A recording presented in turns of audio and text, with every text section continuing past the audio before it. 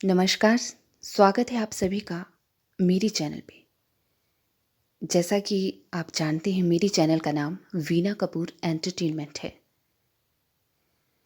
इस चैनल का नाम इस तरह रखने का मात्र उद्देश्य इतना है कि इसमें मेरे कुछ ब्लॉग्स भी रहते हैं और कुछ एजुकेशनल वीडियोस रहती हैं। तो मतलब सभी तरह का फ़न और शिक्षा को भी अगर हम एंटरटेनमेंट के तौर पर लेंगे तो हमारे लिए सीखना आसान हो जाता है। बस आज से इसी चैनल पे मैं हिंदी साहित्य वार्ता के अंतर्गत, जी हाँ, इसमें हिंदी साहित्य वार्ता अर्थात हिंदी साहित्य लिटरेचर से संबंधित सभी तरह के महत्वपूर्ण प्रश्न उत्तर रहेंगे जो हमारे एचपी लेवल या आउट ऑफ एचपी लेवल, क्योंकि हिंदी साहित्य तो एक ही है, एक ही तरह का पढ़ा जाता है पूरे हिंदुस्तान में।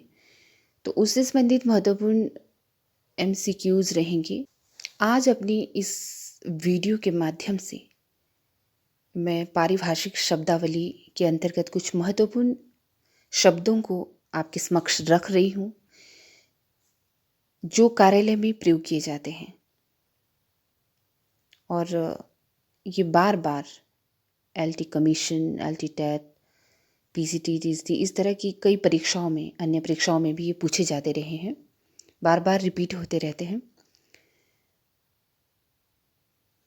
तो चलिए देखते हैं ये महत्वपूर्ण पारिभाषिक शब्द। सबसे पहला शब्द है वारंट। जी हाँ, वारंट जिसका हिंदी अर्थ होता है अधिपत्र। नेक्स्ट है हमारे पास ग्रांट। ग्रांट का हिंदी अर्थ है अनुदान। अब कार्यालय में इस तरह की कोई भी कार्यालय हो सकता है, आपका एजुकेशनल, जुडिशरी, कोई भी जिसमें तमाम तरह के कार्यालय काम किए जाते हैं और इस तरह से क्या होता है कि हमसे पूछ लिए जाते हैं इम्पॉर्टेंट शब्द। और दूसरी बात ये है कि हिंदी जो है ना मिश्रित भाषा है। हम इसको शुद्ध हिंदी नहीं कह सकते। मिश्रित अर्थात कई शब्दों के मेलजोल से बनी हुई भाषा, कई भाषाओं के शब्दों से बनी हुई। जैसे कुछ शब्द पुर्तगाली के हम यूज़ करते हैं, कुछ विदेशी शब्दों का यूज़ करते हैं, लाइक अंग्रेजी शब्द। जैसे कि हम एप्लीकेशन भी लिखते हैं या कुछ भी करते हैं तो ग्रांट शब्द आता है। तो इस तरह के शब्द जो होते हैं हमें पता होना चाहिए। अक्सर आपने पाठशालाओं में देखा होता है, ऑफिसेज में वारंट शब्द का बहुत यूज़ किया जाता है। तो क्या होता है कि कई बार हमें इनके हिंदी अर्थ पता नहीं होते, तो इसीलिए एग्ज़ाम की दृष्टि से तो महत्वपूर्ण है, तो हमें ये जानना ज़रूरी हो जाते हैं। चलिए नेक्स्ट है हमारे पास मेंटेनेंस। कई बार हम इस शब्द का प्रयोग करते हैं कि मेंटेनेंस। तो मेंटेनेंस का हिंदी अर्थ होता है अनुपालन। सेस, नेक्स्ट है सेस। सेस का अर्थ होता है अतिरिक्त, मतलब के अलावा। नेक्स्ट है हमारे पास अप्रूवल। अक्सर हम बोलते हैं कि इस चीज़ का अप्रूवल ड्यू है, मतलब अप्रूवल चाहिए किसी भी चीज़ पर। तो अप्रूवल का हिंदी अर्थ होता है अनुमति या अनुमोदन। नेक्स्ट है एंडोर्समेंट। एंडोर्समेंट का अर्थ होता है पृष्ठलेख। अक्सर आपने देखा होगा पुस्तकों में जब विवरण दिया होता है पहले पृष्ठ पर, पृष्ठ नंबर इतना, तो उसमें एंडोर्समेंट लिखा रहता है। नेक्स्ट है लिक्विडेशन। लिक्विडेशन का अर्थ होता है अपाकर्ण या दिवाला। नेक्स्ट है ऑर्डर शीट। ऑर्डर शीट का हिंदी अर्थ होता है आज्ञा फलक। एंड नेक्स्ट है कॉम्प्लीनेंट। कॉम्प्लीनेंट का अर्थ होता है अभियोक्ता या अभियोगी। अक्सर ये इतने इम्पॉर्टेंट कार्यालयीय शब्द हैं, पारिभाषिक शब्द इनको बोलते हैं, ठीक है, जो परीक्षा में बार बार पूछे जाते ही रहे हैं। खासकर एलटी कमीशन में तो ये पूछे ही जाते हैं। तो हमें इन शब्दों का अर्थ पता होना ज़रूरी है अगर हमने परीक्षा पास करनी है। नेक्स्ट शब्द देख रहे हैं आप स्क्रीन पर है एस्टिमेट। हम कहते हैं ना कि इस चीज़ का एस्टिमेट मतलब आगणन किया जाए कि कितना एस्टिमेट हुआ, इस तरह से कहते हैं। तो बस इसका हिंदी अर्थ होता है आगणन।